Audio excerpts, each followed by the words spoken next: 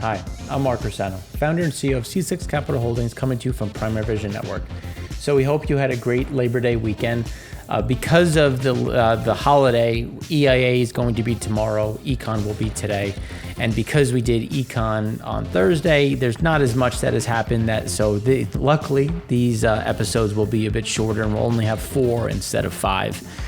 So I'm pretty sure everybody's going to be happy about that, including myself, to be honest with you, because talking this much can get a bit tiring, and trying to find ways to come up with new data, new charts, and things that are showing what is happening gets a bit daunting, not going to lie.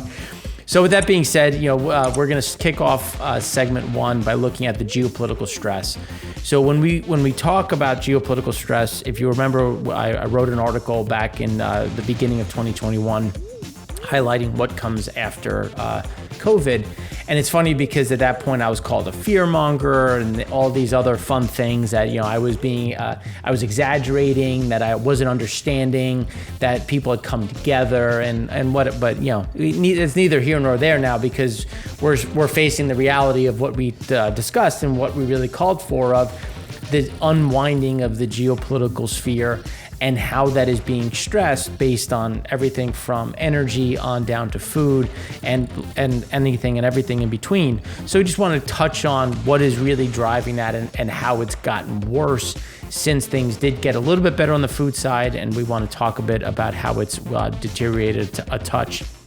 Then we're going to look at U.S. data. So there's some mixed signals. There was ISM, and then this was on PMI. So there was ISM and then S&P Global, and we want to talk about why they had vastly different numbers and how they're going to converge back, and is it going to be something that's going to be pointing towards growth or something that's going to be pointing towards a contraction. Then we're going to talk about Europe, because when does the next shoe drop? There's nothing that isn't really known about Europe at this point in terms of the struggle that they're having. Things continue to shut down. We're going to talk about that in segment 1. But when does that next comeuppance really occur? And for me, I think it's going to be the ECB coming out and talking about what they're going to do. And then there's now more and more mention of rationing, which is, again, I think that's going to really send the economy into a tailspin. And then it's going to be the expectation of it, but then the execution of it. Did it get as bad? Did Mother Nature decide to throw a very cold winter at us? And again, that's where I think you can get this continuing to worsen, depending on what winter looks like. And then we're going to look at China and India. And Chinese trade slowed again. We want to talk about how that slowed, how that's continuing to show the issues that we've highlighted on the internal front. And then we want to look at lockdowns. And then we're going to finish that off with where things are happening in India, what the ASEAN PMI look like, and if there's something that is going to continue to falter. So getting into the civil unrest view. So here's where you can see the civil unrest risks rise in over 50% of countries between 2022 Q2 and Q3. And again, there's all different means of civil unrest. There is, people that are taking up arms and knocking over food. There's obviously Ukraine and Russia, which is obviously an armed conflict. But then there's other things that are continuing to find these problems. When you look at Norway, when you look at Nigeria, and again, it's not that there's in Norway they're not picking up arms to march. It's more along the lines of civil unrest in terms of protest. Where are things getting worse? When you look at Poland, you're seeing inflation running rampant. A lot of concerns around what is going to happen as we come into winter. Luckily, they do supply a lot of their own coal to produce the steam that they use for heat. But then you look at other areas throughout that, as we've highlighted, Indonesia just had food riots. We've had obviously Sri Lanka. We've had other issues in terms of where there remains problems. And then when you look at decreased risks, you look at Jordan, you look at Algeria, some places that have been beneficiaries of some food, some adjustments, some ability to spend and make sure that things are in a good position. So again, it's a mixture, but if you look at it, things continue to slip further and further to the left when you're looking at the deterioration, the civil unrest. And as we've been saying, emerging markets are going to continue to falter, especially as subsidies go away, as the local governments continue to struggle. And as we said last week, or I should say over the last 2 weeks, the fact that there's so much debt limits the amount of people, the amount of support that can be put out there, just because there was so much thrown at the market during 2020 and 2021. So just looking at it a little bit differently, when you look at just the regions that are seeing the most problems, it's no surprise to see it in Africa. But then when you look at I guess you want to say the biggest surprise is Europe. When you look at Western Europe, you look at the problems that they're facing on the power side, on the electricity side, on the natural gas front. And as you see things shutting down, the question is, okay, well, what next? We've talked about 70% of fertilizer, 40 to 50% of petrochemicals, and now we're getting more industrial capacity coming offline. But that's just one piece when you start looking at what's happening in Africa, Central America. When you start looking at some of the Asian nations, there's just more and more stress that continues to build. And again, the issues with food, the issues with inflation and costs is going to be the biggest driver of just unrest. And one of the things that I've talked about time and time again, if you can't feed your family, and you believe, or you're told, if you cross that invisible line and kill that guy across or take his food, your family will eat. And again, it's not that that person is not going to give up their food easily. And I always default to the quote of, I don't fight because I hate the man in front of me, but because I love those behind me. And I think when you start looking at the food pivot, this on, was it Tuesday, we released our food insecurity. And again, this just builds on that and is just really the culmination. So then when you start looking at the economic backdrop, and one of the things that people, I guess, don't consider or don't understand completely is, well, things are weak and the economies are struggling, so people don't have the money to go to war. It's, well, typically war happens because people don't have money, because there's a haves and have-nots. Normally when the world is flush with cash and everybody's making money, nobody wants to rock the boat. There will be annoyance that someone has more money than themselves, but rising tides lift all boats. But then when things falter, that's when you start to see the pressure where people feel disenfranchised, left behind. They can't change their social status. They're struggling. They're unemployed. That's when you start to see this big uplift. And when you start looking at, again, another hit to the economy, especially in Europe, you look at the idled steel plants. We could talk about aluminum, copper. We've already seen it with paper and glass. Anything that consumes a significant amount of electricity and power in general is shuttering. And what is that going to do to the global economy as prices go up because you have supply shortfalls? And again, we've seen demand come down, and we've talked about how demand is coming down, but supply is coming down with it. The question is going to be, when do they cross over?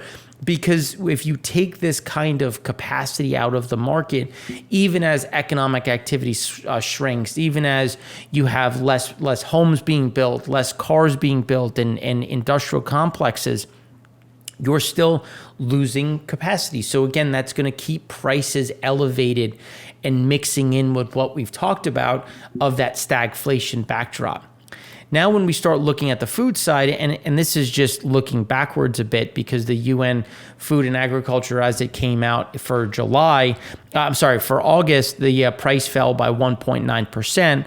Following the big drop in July of 9%. But again, as we've been saying, you're getting this leveling off. And one of the things that we've looked at, we think it's going to be something closer to 2010, 2014, where you get to a point and then you just kind of go sideways. And that sideways move really exasperates things. And if you think about, when did you have the Arab Spring, which was really the peasant uprising, was in that same period. And now you're talking about something that is exponentially higher from that, with things being much worse when you consider where's the dollar price right now. Right now the dollar's sitting at about 110.20.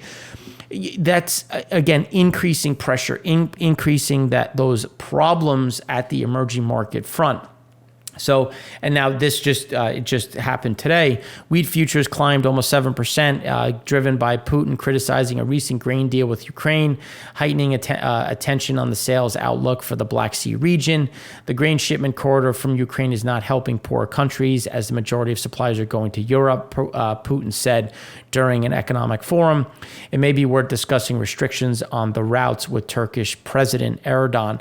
So again, it's just he's throwing into question. And one of the things that we've been talking about is, yes, it was going to happen, but how clean was it going to be? How much push was there going to be? Right now, when you look at the offensive, and it's something that we'll talk about more next week, when you look at the offensive that the Ukrainians are launching, especially around that Kherson region and in the southern oblasts, you've seen they've made a decent amount of movement and they're gaining momentum. And this is, again, putting more pressure on the Russian forces within the southern part of the country. And this is, again, Putin is going to try to strike back, especially after the G7 talking about a cap, which we'll discuss more tomorrow during the EIA show. And really, what does that mean, and how is that going to interact? Because we've already seen Nord Stream 1 is now officially completely shut down, which is why you're starting to see some of this panic, or I should say additional panic within Europe. So now when we start looking at the additional flows, it's just where does wheat go? Because now wheat is up $29. You have soybeans, which is up $4. Corn is flat. But then when you start looking at the shipments, wheat, Russia has a wheat surplus. So they have a bumper crop in wheat, but they're finding their sales really slow, because even though food was exempt from sanctions, there's still uncertainty, not only from the countries buying it, but also from, the dry bulks that would be moving it. So even though Russia does have a bumper crop on wheat, they can't get it to market, or at least the level. So that's also creating this anger of, well, you're buying wheat from and crops from Ukraine, but not from me. So we need to adjust this. And again, this is just another means of pressuring and calling into question, driving up price. Now, when we look at corn exports from Brazil, you can see that they are seasonally should be increasing right now, but setting a new record or a record high going back to 2016. As soy exports really kind of maintain their normal trend. But when you look at China and the shortages that they have internally, they're rushing out and they're trying to buy as much as they can with, again, more corn, more beans coming from both Latin America and the U.S. and flowing into the Asian nation. So then when you look at Asian spot LNG prices staying high, I've had some questions about this, and I just want to give this quote, because South Korea will likely seek more LPG gas in the coming months to add into LNG to boost the BTU value of regasified LNG for use in heavy industries and utilities. So it's called enriching. So you can enrich LNG, natural gas, by either injecting propane, more ethane, increasing the BTU value, and trying to reduce the amount of underlying natural gas consumption because it's burning at a higher value. Now, obviously, it's not as easy as that. You have to make sure the pipeline is set to handle that, because everybody who's pulling off of that pipeline has to address, how much is being emitted. Because if you were to take Japanese gas that is consumed in the home and put it into a U.S. home, the stove would explode, because Japan operates at a higher BTU value. So you have to make sure that the equipment is rated for that level. But when you start looking at flows, so India has been in discussions with Russia to take more LNG. And the question was, how is that going to impact U.S. LNG? And it's an interesting question, and it's one worth discussing because the U.S. LNG doesn't have destination clauses. And a destination clause just says, say, for an example, India buys from Cheniere. The destination clause dictates that India has to take that LNG from the Gulf of Mexico, bring it into a Indian port. It then has to regasify it, and then if they want to re-export it, have at it. Or it doesn't have to be regasified. They can keep it as LNG and then put it in a new ship and send it on. But the destination clause, the without having them, opens up some opportunities. So India can go out, purchase more from Russia, then take the delivery of the LNG from Cheniere in the Gulf of Mexico, and instead of bringing it back to India, just resell it into the European markets at a premium. And then they can collect this arbitrage where they're paying less for LNG from going into country and then making money on the LNG going into that market, into the European market. And again, that adjusts some of these flows, creating a bit more availability for Europe while decreasing or maintaining some cost with them making a sizable spread. So again, those are things that we have to look at in terms of how are these deals being structured. Where is that Russian LNG going to? Because there's also sanctions on Yamal and other Russian LNG coming into Western Europe. So that has to now go across, and it will likely dump into the Asian markets. But as that happens, what happens to U.S. LNG? What happens to Australia and Qatar? Which ones don't have destination clauses? Which ones do? Is there some movement in terms of where that can go? Will maybe Qatari gas waive some of the destination clauses because it doesn't make sense to do it? Or will they say, look, you can nominate less because we want to sell more on the spot market? Again, there's a lot of things that can happen in the physical world. So now when we start looking at the trade terms, and we've made a lot of discussion about U.S. dollar, and obviously U.S. dollar denominated debt in the EM level is seeing more interest, because why would you risk that inflation if you can buy something and get exposure to emerging markets, but on a dollar basis? Now, the reason why that is a concern is because can the emerging markets afford the dollar-denominated debt? Can they manage that interest payment? Is there going to be risk of default because of it? And right now, you're seeing that realistically the answer is, well, no, because when you look at yield, you can see that people are buying up and paying up to get that protection. And the question is going to be, how much risk does that create? And you can see that there's been that wide spread, and that spread continues to, again, drive down interest, or I should say yield, on the US dollar denominated side. But then if there's a snap in either the corporation, the country says, look, we can't pay this next coupon, we can't pay the principal when this expires or matures, then you don't have as much cushion. It'll obviously drop local denominated debt more, but you get an idea of how you can get a self-fulfilling prophecy as people pile in and then they try to pile out.